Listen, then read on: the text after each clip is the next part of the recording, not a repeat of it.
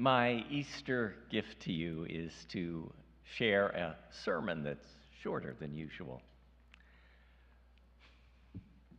In the end, despite pain, suffering, and loss, Easter is about life's natural drive to create hope and renewal. It is about rising up once more.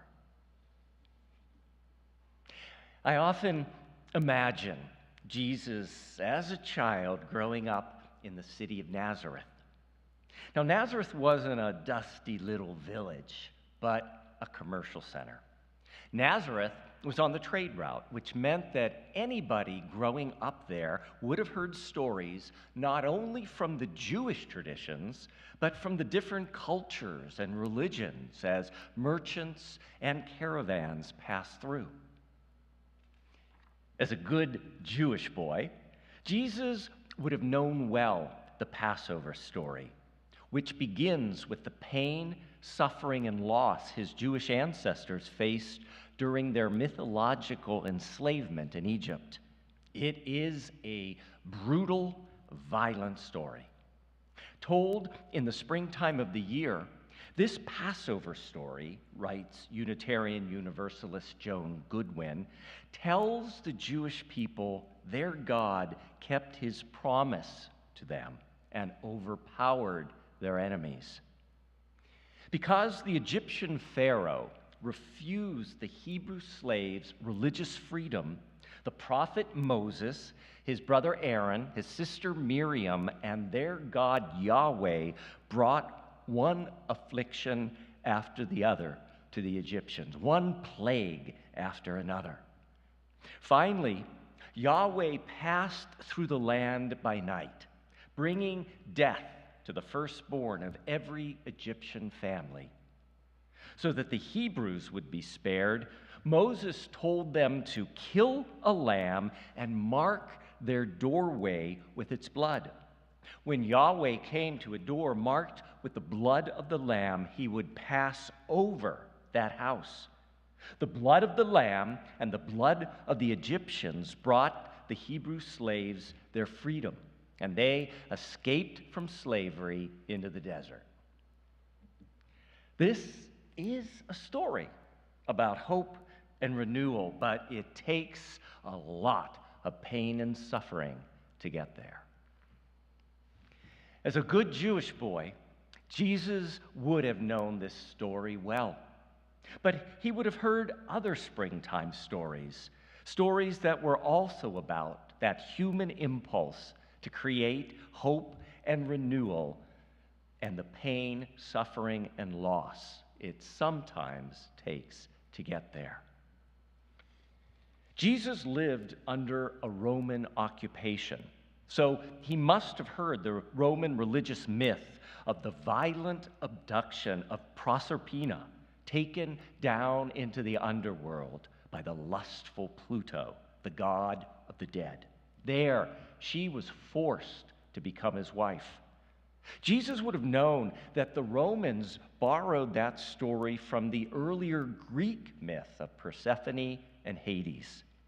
While Persephone was held captive underground, the earth experienced winter and the death of green growing things. Allowed to rise back to the surface of the earth, Persephone brought with her spring, hope, and renewal. But it takes pain, suffering, and loss to get there. There were other springtime stories that Jesus heard.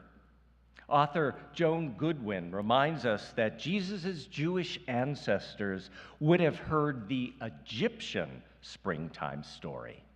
She writes, "Ancient Egyptians thought of the rich valley as a woman, the goddess Isis, and for them, the great Nile River was the mighty god Osiris, who flooded the land in the springtime with life-giving water.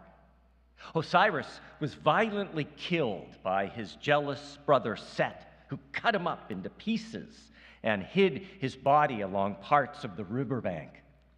After much searching and effort, the goddess Isis pieced Osiris back together, and he rose up to once again flood the land with his life-giving water.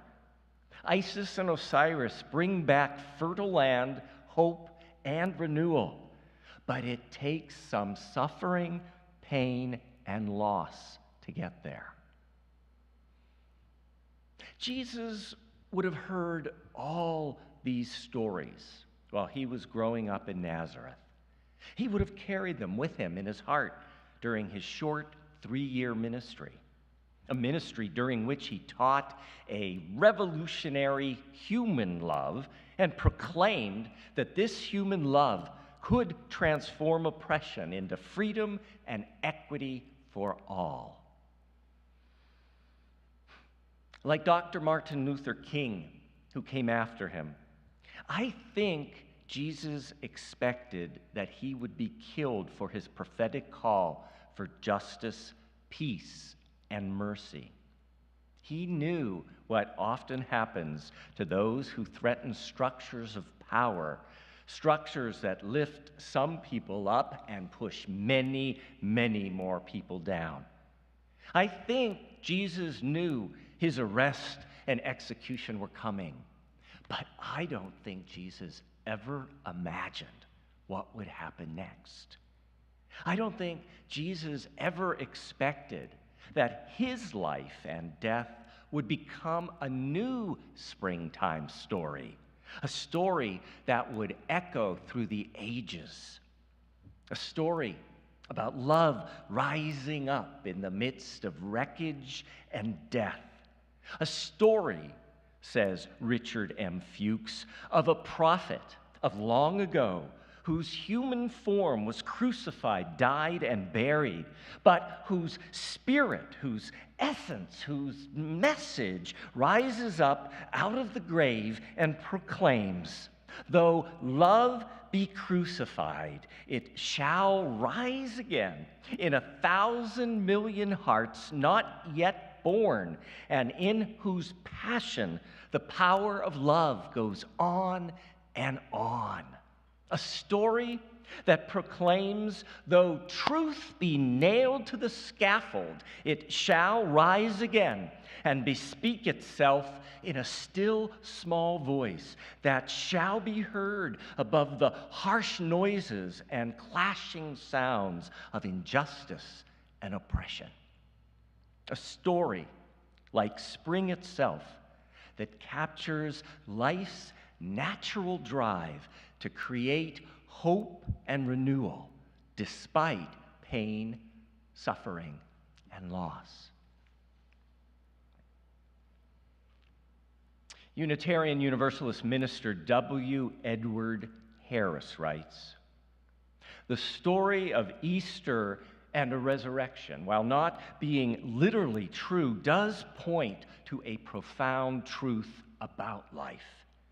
That truth is this: just as there is loneliness, abandonment, brutality, cruelty, hate, selfishness, fear, trembling, insecurity, suffering, and awareness of our own mortality, there are also values and principles that cannot be killed. They may appear to be dead, but they will rise again."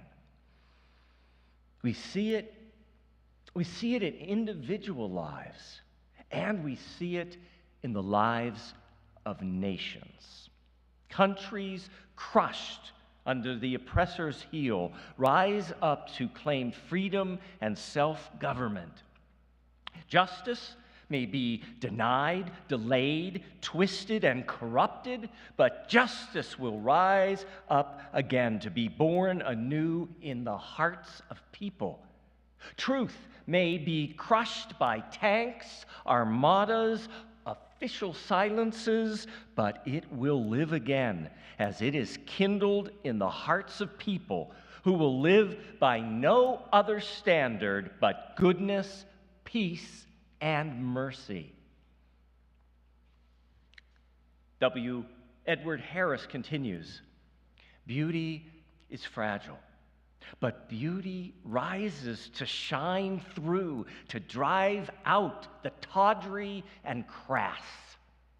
Beauty cannot be killed. Love may be buried beneath selfishness, cruelty, arrogance, and hatred, but the stone will be rolled away and love will rise again to walk with us, inspire us. Courage may be imprisoned in dank cells or in the deepest of tombs, but courage springs up anew in the hearts of all the oppressed and their allies. The power of human love to redeem human suffering and mercy, to overcome fear and selfishness, to reach into the grave and beyond does not die. Beauty, truth, love, courage, live and inspire others and redeem human life when they are made manifest in us and truly risen in our lives. Some things will never die. In the end, despite pain, suffering, and loss, Easter is about life's natural drive to create hope and renewal. It is about rising up once again. Que así sea, bendito sea. May it be so. Blessed be. Amen.